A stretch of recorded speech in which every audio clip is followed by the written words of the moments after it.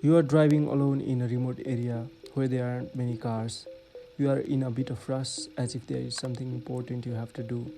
Suddenly, a person stops you on that lonely road and asks for your help. What would you do? On the morning of November As a 18, retired car 1985, found 67-year-old Chevy Dexter four-wheel Stefonek drive set on a received and the 10,000 mile mystery road and trip. cow surrounding it catcher, also is called a still cattle very guard. much unsolved.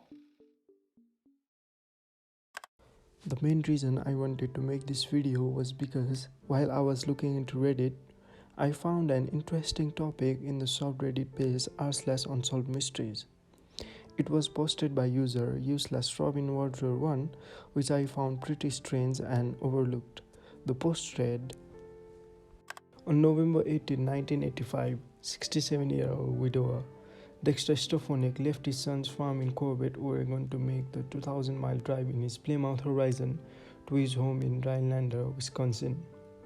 Dexter told his son he wanted to complete the trip as quickly as possible, so instead of spending the night at motels, he would pull over at rest areas if needed to sleep. At around 10 a.m. in the following morning, Dexter's burning vehicle was discovered nearly 1,100 miles away at Bad Road Rest Area in a remote area of Dawson County, Montana. It was determined to be a case of arson as the car had been doused in gasoline before it was set on fire, but Dexter himself was missing. Shortly after 8 a.m. the same morning, Fred Sizzle, the custodian of Bad Road Rest Area, had arrived there and noticed a white Chevy 4x4 pickup in the parking lot. A highway maintenance supervisor named Clyde Mitchell arrived there 15 minutes later and also saw the truck, but there didn't seem to be any sign of the driver. Mitchell took the note of the truck's Arizona license plate before he left, and while Sizzle was leaving at around 9:30 a.m., he saw Dexter's Plymouth Horizon pull into the parking lot. Sizzle saw an unidentified man wearing a parka climb out of the vehicle carrying two large plastic containers. When Sizzle asked the man if he needed assistance, he replied that he had run out of gas and went to go get some. Sizzle then left, but within half hour, Dexter's car was discovered in flames and the pickup truck was gone. Coming to this point, we have established that this person has gone missing and quote, presumed dead, and any possible evidence related to this case was destroyed. There was also no proof that this person was alive or not, and the officials had nothing in their hand to tackle this case, except an evidence-less burnt car and few prior witnesses. The last time anyone reported seeing Dexter alive, he was fueling up his brown Plymouth Horizon at a gas station in Park City, Montana. Dexter had made it very clear that as he hurried home, he intended to pull over at rest stops just long enough to nap. But then, everything was about to change. On the morning of November 19, 1985, at around 10:30 a.m., a call was made to Dawson County Sheriff's Office. When Dawson County Sheriff Jim George arrived at the scene, he noticed that the inside of the car was completely engulfed in flames. He talked to the members of the State Highway Department, and they said that they had not seen anyone inside the car. A computer check of the license plate revealed that the car, a brown Plymouth Horizon, belonged to Dexter. A few hours ago, at around 8:30 a.m., a person named Fred Sizzle, custodian of Bad Road Rest Area, had arrived for work as usual. He noticed a pickup truck that parked in the area with no driver. It was a 1980s 4x4 model blue and white Chevy. Sizzle didn't care about that truck that much, and around 15 minutes later, the road supervisor Clyde Mitchell came to the same area and saw the strange truck parked with no driver. He inspected it too. There was enough bedding and clothes in the back of the truck to suggest someone was living in it. He also found out that the truck was from Arizona State, but there was no sign of any person. Mitchell says, quote, I just got a bad feeling walking close to it. I didn't know if someone was laying in there with a handgun watching me. Moments before Dexter's car was found engulfed in flames, as Fred was leaving the rest area, Dexter's car pulled in. The driver got out, carrying two large plastic containers. Fred asked the driver if he was having any problems. The man said that he had run out of gas and he had to go get some. Fred noticed that the man was around 6 feet tall, around 35 and 40 years old, light complected and clean shaven. He did not notice any signs that there was something wrong or unusual about him. He did not seem to be excited or anything. The authorities had no idea who the man was or what happened to Dexter. Less than half hour later, Fred saw the man at the rest area. Dexter's car was discovered there in flames. As both Dexter and the evidence related to him was missing, the police had nothing to lead the further investigation, and thus the investigation meant a dead end. Or, at least, so we thought.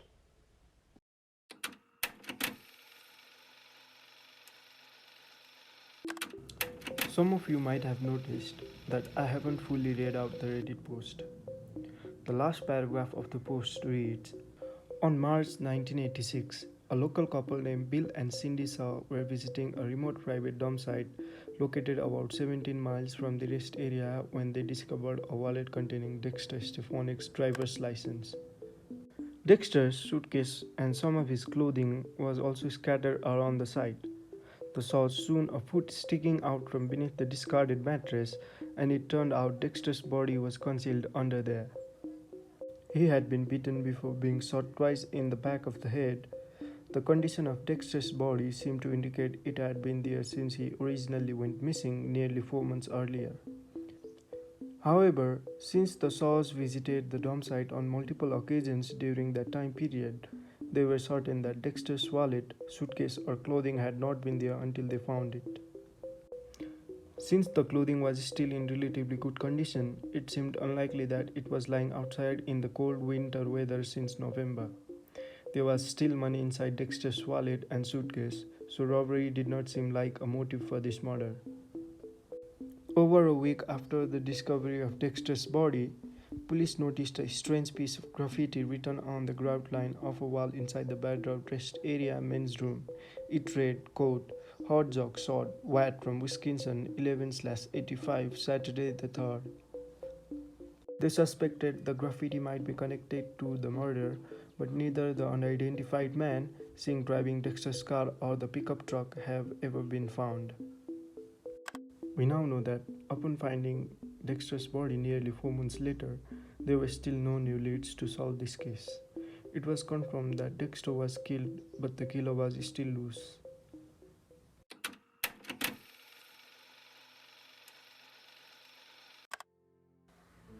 The suspect's vehicle was a white Chevy Blazer 4x4 with a white blue horizontal stripe.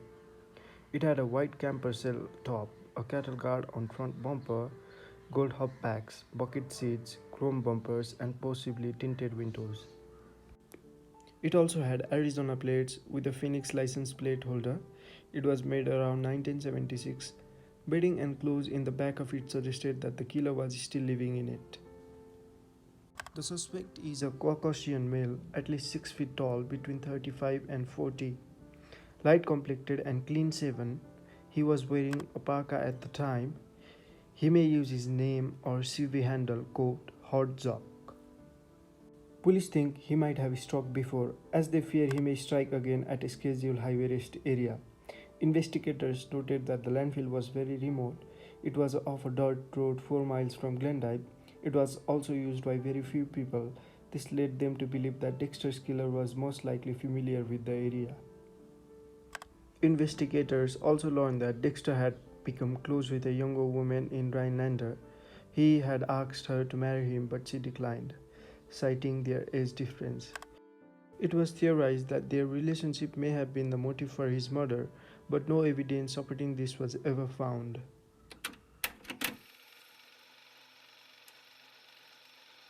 Investigators later released a full message written at the rest stop.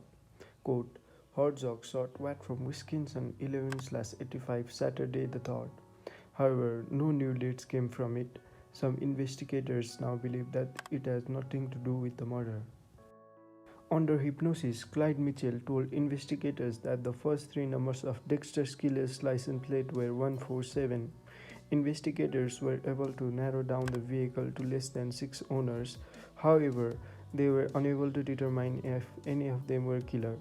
In 2012, the case was reopened, but for years, there were no new leads. Then on January 19, 2024, the Dawson County Sheriff's Office announced that they believe 79-year-old Charles Gray Sullivan was Dexter's killer. He is currently serving a 15-year-old sentence for the 1979 murder of Julia Woodward, who was killed in Reno, Nevada. He was arrested for her murder in 2019 after DNA evidence linked him to the crime. He previously had to provide a DNA sample when he was required to register as a sex offender following a 2007 sexual assault case in California. He is also a suspect in several other murders. Sullivan emerged as a person of interest in Dexter's case in 2022. He was linked to the crime based on statements from witnesses at the rest stop that day. Sullivan's vehicle, license plate, traveling pattern, age, and physical description match the witness statements. Also, his criminal history has led investigators to believe that he probably killed Dexter. When investigators went to speak to him about Dexter's murder, he invoked his Fifth Amendment right to remain silent. However, the sheriff's office will not file charges against Sullivan for Dexter's murder because they do not believe they have had enough evidence to charge or. Despite this, the case has been closed. This is just a segment of a story, and there is so much more to it. The real killer of Dexter is yet to be proven, and that it is very frustrating that the killer still may be loose, causing another incident like this which may never come surfacing up. Personally, my speculations on how it happened was the murderer was someone related to the young woman whom Dexter had proposed to marry. He was some kind of ex-husband or boyfriend who was furious at Dexter. The murderer then killed Dexter with his gun, and after killing him, he took his body to the landfill in Dexter's own car almost 17 miles away and hid his body there. This was probably the moment when Cecil and Mitchell saw the murderer's vehicle parked with no driver around.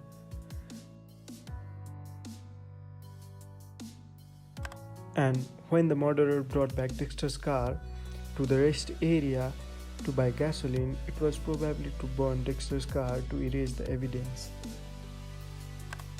This is one of those cases without any results. This is the case of no leads. This is the case of Dexter William Stefonek.